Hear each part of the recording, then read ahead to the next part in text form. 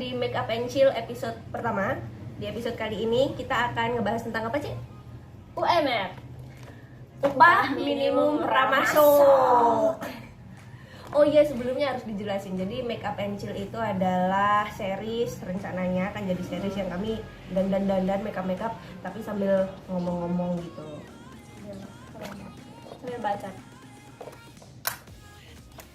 Jadi kemarin itu beberapa hari yang lalu aku habis curhat sama TJ soal kerjaan, terus ya bayaran yang diturunin dan lain sebagainya, bayaran ditunggak dan lain sebagainya, apalagi di masa-masa pandemi kayak gini, jadi segalanya jadi jauh lebih sulit daripada seharusnya. Habis itu TJ bikin tweet tuh di Twitter dan ternyata rame.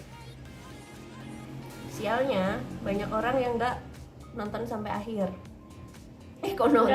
Nggak baca sampai bawah. Jadi banyak yang kayak salah paham aja sih sebenarnya. Jadi aku tuh nge-tweet apa sih? Lupa kemarin. Jadi aku bilang kalau pertamanya tuh gimana sih? Pertamanya Kalau lagi nyari kerjaan jangan ini. Kamu harus ngehargain proses belajar kamu sampai kamu punya skill tertentu. Itu sebenarnya.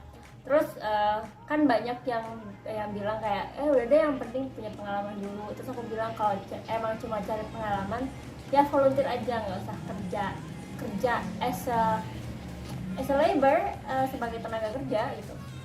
Benar. Karena itu merusak pasaran tenaga kerja Yang udah ada. Jadi kalau di kasusku mungkin karena kemarin banyak orang yang mau dibayar murah, terus akhirnya jadi rate-ku juga diturunin gitu loh. Karena kebetulan juga untuk freelancer nggak ada aturan kayak UMR. Kalau buat karyawan buruh itu ada UMR jelas. Jadi yang ngasih kerjaan nggak boleh ngebayar lebih rendah di bawah itu kan. Kalau buat freelancer kan nggak ada aturan jelasnya. dan itu aja ternyata banyak yang curhat ke di Twitterku tuh, banyak yang curhat kayak misalnya ditawarin kerja jadi marketing di Bekasi, upahnya kurang dari setengahnya UMR. Like Kayak gitu tuh bukannya bisa dikasusin ya? Kan kalau itu udah ada aturan ya? harusnya tapi kan banyak yang kayak gitu loh, banyak yang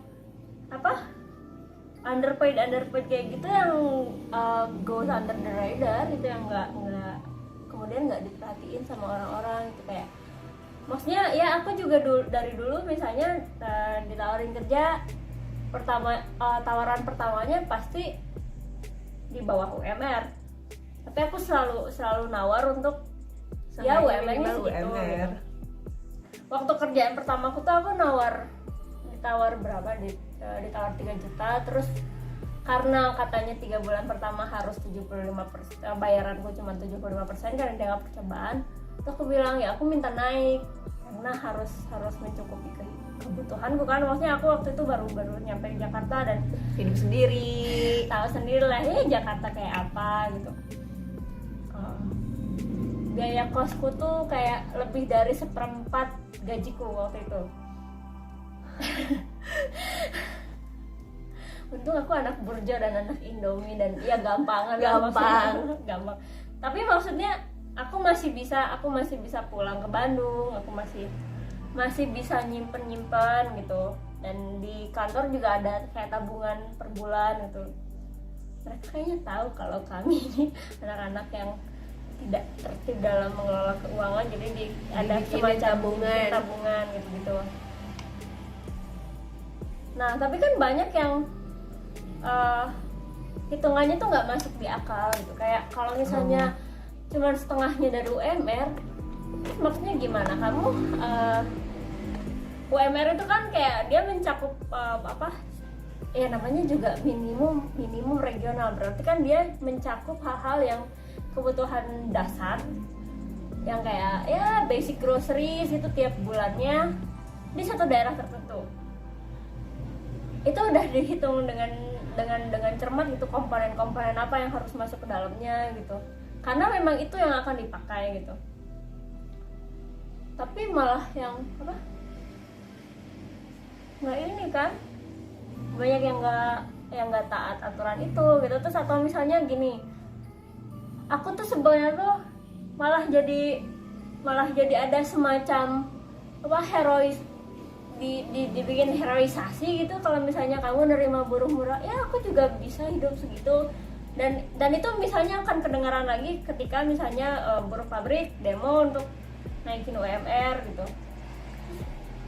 Adalah kelas-kelas menengah ngehe yang kayak katanya buruh tapi masa motornya ninja kayak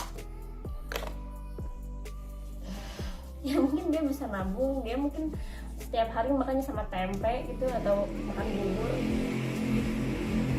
kan kita nggak tahu gitu. Dan tapi kan harus ada standar yang ya bisa kita setujui bersama gitu.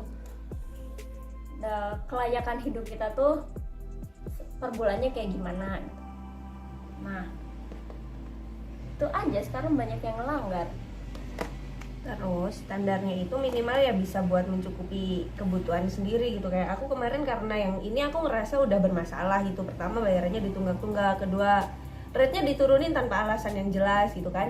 Terus aku nyari-nyari yang lain tuh dan ternyata ada yang jauh lebih parah. Yang ngebayar cuma 2.000 per 100 kata gitu ya. Aku ngerti banyak yang ngambil, banyak yang ya emang rate-nya cuma segitu tuh menurutku masuk akal kalau itu adalah jasa pengetikan, bukan nulis tuh beda, nggak cuma ngetik, nulis ya aku nggak tahu sih karena emang faktanya banyak yang kayak cuma kopas edit dikit, yang penting nggak kedetek sama Copyscape yang kayak gitu ada yang kayak gitu dan banyak ya. Tapi yang kopas edit kayak gini tolong jangan disamain sama yang beneran nulis itu loh. Dan gimana gara-gara yang kopas edit kayak gini mereka ngasih tarif murah, terus yang nulis beneran juga dibayarnya jadi lebih murah kan?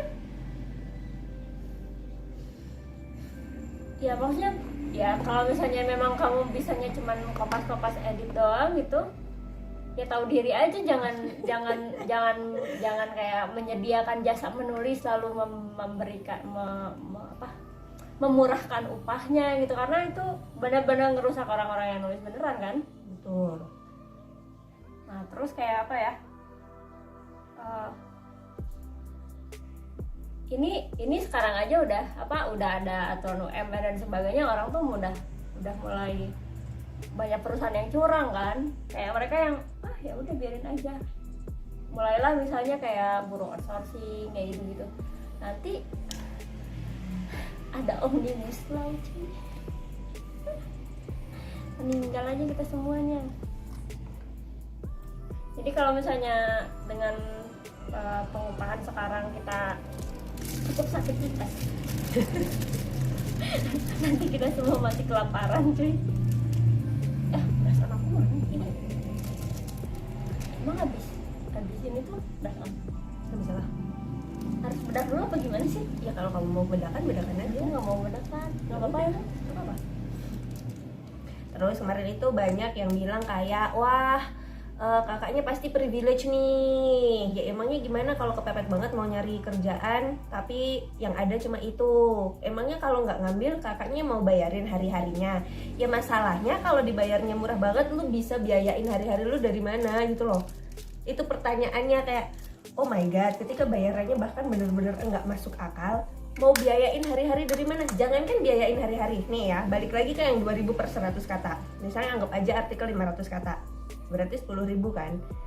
Rokok habis 2 batang, kopi 1 cangkir, itu udah 3.000, 2.000, 2.000, udah 7.000. Sisa 3.000 buat apa? Listrik sama internet, sama aja lu kerja gratisan. Terus bayaranmu di mana gitu loh? Kamu mau makan apa? Makan aja masih susah. Ya tapi kan aku ngerjain gak cuma 1 artikel Pak, ada banyak artikel. Ya oke, berarti misalnya sehari bisa ngerjain 5 artikel. Tetap aja ngitungnya tuh nggak yang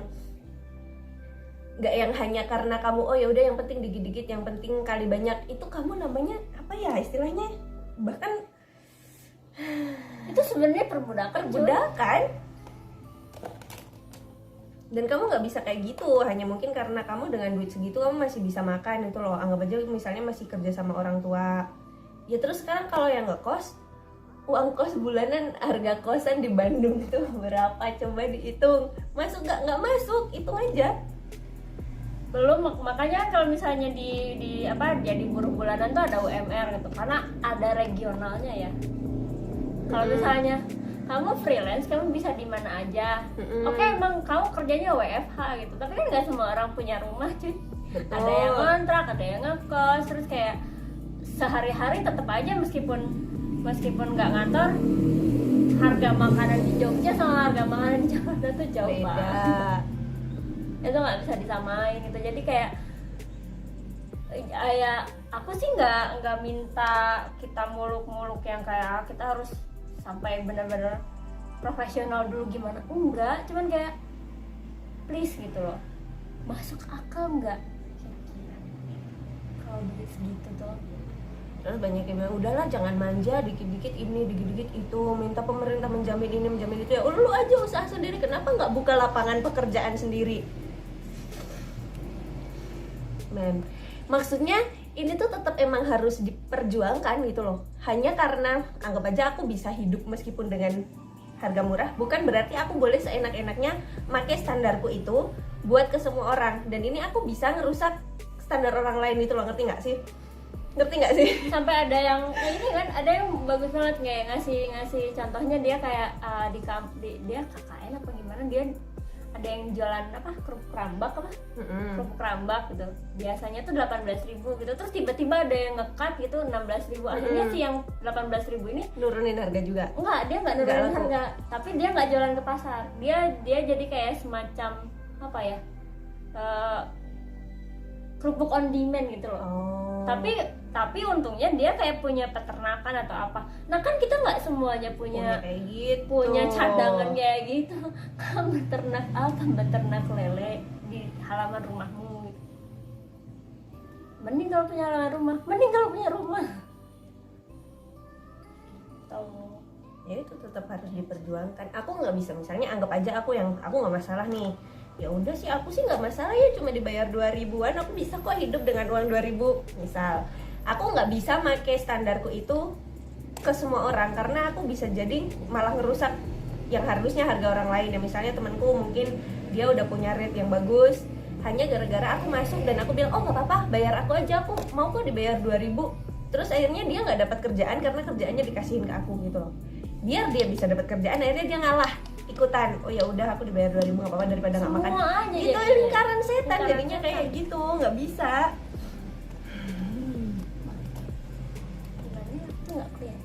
Sama aku juga, ini kejauhan cerminnya. Nggak bawa cermin kecil, menyesal sekali saya. Buka lowongan kerja sendiri aja, makanya jangan kerja sama orang. Ya kalau aku bisa juga udah dari dulu kali. Dan dulu aku pernah, anggap aja dulu aku pernah punya usaha sendiri gitu kan. Waktu itu karena aku yang bertanggung jawab terhadap orang-orang, aku membayar mereka seenggaknya minimal, dan mereka selalu dapat bonus yang fair. Jadi misalnya ketika mereka kerjanya bagus, aku akan kasih bonus yang fair. Kayak gitu, bukan berarti semena-mena kalian kan susah nyari kerjaan cuma bisa kerja sama aku ya, aku akan bayar kalian semurah-murahnya. Enggak kayak gitu. Justru kalau misalnya apa, kamu tahu hakmu sebagai pekerja, kamu akan berbuat adil ketika kamu jadi pengusaha, ketika kamu menyediakan lapangan kerja buat orang lain gitu. Jadi ya pengetahuan kayak gini bukan hanya dibutuhkan oleh pekerja, freelancer, tapi pemilik usaha juga harus tahu, karena mereka yang bertanggung jawab itu. Kamu kelihatan nggak? Kelihatan jelas. Oke sip. Soalnya alis aku berantakan ternyata. Jadi aku tuh nggak pernah bisa dandan sebelumnya, saudara-saudara, sampai sekarang juga. Kalau misalnya kalian ngeliat kenapa di foto-foto aku nampak cantik sekali dan sebagainya, itu gara-gara dia atau gara-gara Ocin? Karena please, like, it takes a lot of effort to do the right makeup. Oh ya, soal volunteer, ada yang bilang kalau kenapa sih aku malah semacam menganjurkan volunteer. Volunteer itu jelas ya, kamu jadi relawan gitu. Kamu secara sadar kamu dan penyedia lapangan kerja itu konsensual gitu, emang nggak ada bayarannya gitu. Jadi kalau kamu nggak bisa nuntut dia ngasih kamu upah, dan mereka juga nggak bisa nuntut kamu untuk bekerja seperti tenaga kerja yang lain gitu. Maksudku volunteer tuh kayak gitu, daripada misalnya gini, ya nggak apa-apa sih sekarang dibayar murah, soalnya aku butuh belajar, aku butuh pengalaman. Ya emang kita butuh pengalaman, kita butuh belajar. Tapi kalau misalnya cuma butuhnya itu, misalnya secara keuangan kamu punya sumber income yang lain, atau kamu misalnya tinggal sama orang tua dan masih bisa makan nggak mikir besok makan apa segala macem, ya udah volunteer aja gitu. Dan ada bedanya volunteer sama magang ya. Magang itu aku tipikal aku orang yang tidak menyukai unpaid internship. Sama, menurutku Itu magang juga harus itu dibayar. perbudakan juga cuy. Iyalah, orang kerjanya sama loh, jam kerja yang dihabisin sama. Terus pressure-nya juga kadang-kadang sama kan, maksudnya malah kadang-kadang kan misalnya senior di kantor tuh malah lebih julid gitu kan sama anak-anak magang, kayak kalau Dan malah disuruh-suruh gitu loh. disuruh bikin kopi. Ada anak magang nih kita. Ini bedanya apa sih yang itu sama gede ini? Nggak ada. Yang kalau yang kecil kalau mau buat lebih detail. Aku nggak paham. Mohon maaf. Kalau aku ya, dulu maksudnya kalau buat nyari pengalaman dalam hal ini kan aku nulis ya. Ya aku nulis di blog pribadi gitu loh. Itu buat portofolio. Aku latihan nulis di situ. Terus kalau nggak ya udah nulis aja tanpa dipublish kemana-mana buat portofolio. Jadi ketika ada orang yang butuh tulisan ini, aku tinggal kirimin karena aku udah punya portofolio. Gitu, bukannya terus ya mau dibayar. Ya dalam hal ini nulis di blog dan gak dipublish aku nggak dapat duit, tapi aku nggak ngerusak pasar karena aku nggak minta ya udah aku dibayar murah aja nggak apa-apa soalnya aku penulis baru, nggak yang kayak gitu. Jadi aku nggak ngerusak pasar siapa-siapa. Beda sama yang ya udah deh demi buat nyari portofolio, buat latihan, buat belajar, ya udah deh nggak apa-apa dibayar 2.000 saya nggak apa-apa gitu. Itu bisa ngerusak yang lain gitu loh, kasihan sama yang lain yang tadinya udah punya rate tetap terus terpaksa ya udah akhirnya turun juga karena banyak kok ini yang mau dibayar lebih murah gitu. Apalagi ya ada yang nanya apa aja sih di Twitter tuh, Cak? Lupaan. Yang jelas ya itu banyak yang jadi salah paham karena ngiranya aku nganjurin volunteering biar nggak dibayar. Terus selalu kayak ya kamu bisa minta dibayar mahal gitu dan sebagainya, tapi kita tetap harus hidup. Ya justru karena Kamu tuh harus pengen, hidup. kita pengen sama-sama hidup dengan layak gitu. Ya belajar itu kan, yang kuliah misalnya berapa tahun, Aing kuliahnya 9 tahun sih. Ya, kenapa hal-hal kayak gini tuh harus diperjuangkan justru karena kita biar gimana caranya kita biar Sama-sama hidup dan hidupnya tuh layak gitu loh, bukan hidup yang gimana ya.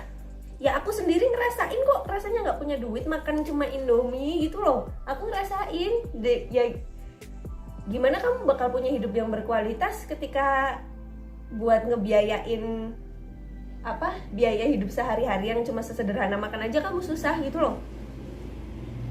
Kayak nulis tuh misalnya kamu harus banyak baca kan biar Harus kamu banyak baca, mikir juga itu ya, tolong ya. Apa ya? Kalian punya pertanyaan nggak seputar tema ini? Kalau ada silakan aja dikomenin. Kalau nggak misalnya ada ide buat tema episode berikutnya, boleh silakan dikomen. Dan kalau ada yang nanya upahku berapa, upahku UMR. Kantorku menyediakan asuransi BPJS dan UMR Jakarta ya. Hah, jadi terlalu merah sih. Anjir merah banget. Wow, aku mau pakai lipstick yang pink deh. Kayaknya final note-ku gini. Sekarang tuh udah banyak banget orang luar negeri yang pakai jasa penulis Indonesia. Kenapa? Karena kita terkenal murah. Jadi dulu tuh kayak aku pernah ditanya kayak, hah, ngapain kayak website yang basisnya bahkan di UK, London gitu loh, pakai jasa penulis Indonesia. Ngapain kan? Karena mereka bisa nulis sendiri dan jelas pasti lebih bagus bahasa Inggrisnya daripada kami. Ya karena kita udah terkenal murah gitu loh. Itu tuh nggak ada bedanya sama brand-brand terkenal ngejahitin bajunya di Bangladesh kayak gitu. Karena Indonesia tuh terkenal murah banget tarifnya. Udah gitu, please tolong jangan dimurahin lagi, tolong jangan ada yang nurunin lagi. Jadi kalau udah ada tarif yang mereka kasih, yang padahal mereka minimalnya kasih ke kita tuh biasanya murah banget, udah jauh lebih murah dibandingin standar sana, itu udahlah, tolong jangan nawar lebih murah lagi, bisa nggak? Please. Dan final note-ku ya gagalkan Omnibus Law anjir. Karena itu mengancam semua orang. Maksudnya dari hashtagnya aja udah salah ya. Indonesia butuh kerja, no bitches. Kita nggak butuh kerja, kita butuh hidup.